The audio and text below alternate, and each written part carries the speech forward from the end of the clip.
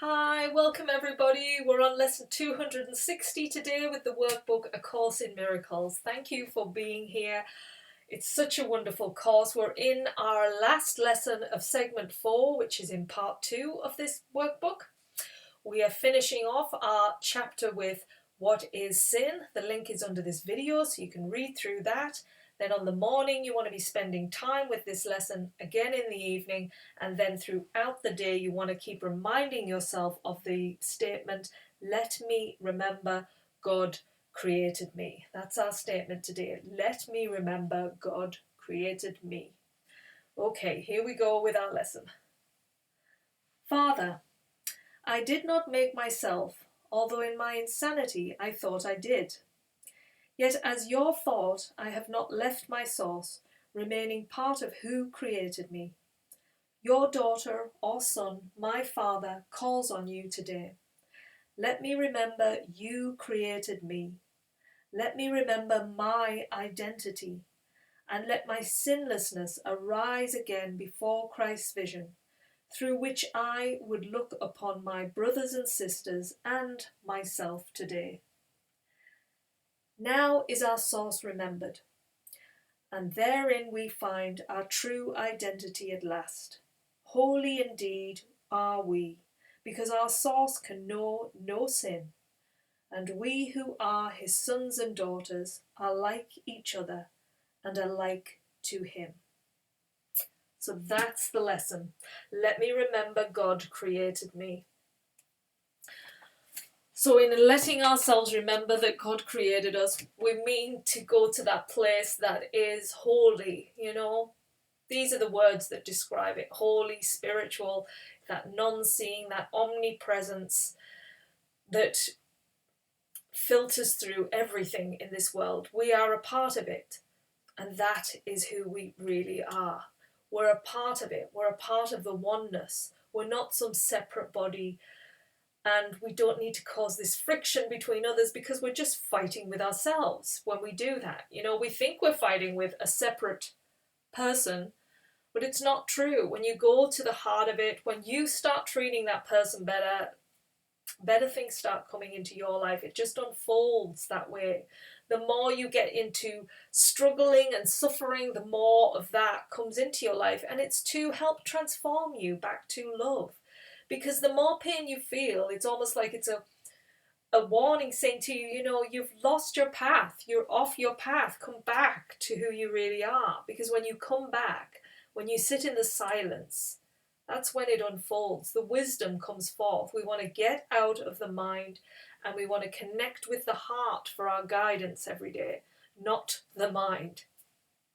Because the mind seems to capture and cultivate memories of the past or fearful things of the future. It constantly is a striving energy, and you want to shift that back into where it's meant to be. It's meant to be in the heart, and when it goes back into the heart, it's like you unify yourself, you become whole. Then you can operate as that whole being that you are. That whole being that you are, not just this little whole being. It's like a huge encompassing whole. So then you treat everything as you would treat yourself, in a loving way, not this kind of you're up for a fight, or you're constantly struggling. You don't need to struggle. You don't need to fight. You need to open up your heart and allow those lovely feelings to unfold, guide you. Happiness, joy, peace, all of these things. There is so much in there, in that heart of yours to give. Start giving that. Just start going about your day and just being that light. And see how good that changes your day. Rather than staying in the mind, focused on something continuously, focusing on whatever it is. If you're focused on something at work, focused on something in your life, your relationships, whatever it could be, it's like you've got to switch off the zzz. It's like you're zooming in onto something and it's just causing so much suffering that's unnecessary.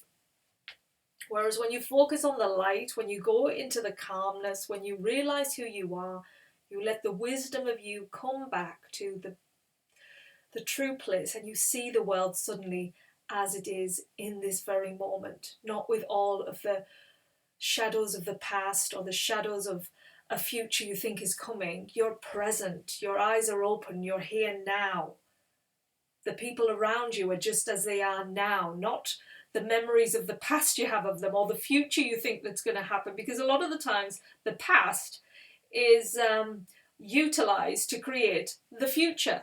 So we see somebody and we have them locked into that way of being from the past, and so we sort of focus on them and see them doing the same things over and over, whereas in the moment when you just release all of those illusions and you just see yourself and whoever you're with as a brand new being, that anything could happen in that moment, totally new, unique and inspiring, then you're open up to a much more lighter way of life, rather than just having preconceived ideas and judgments about others.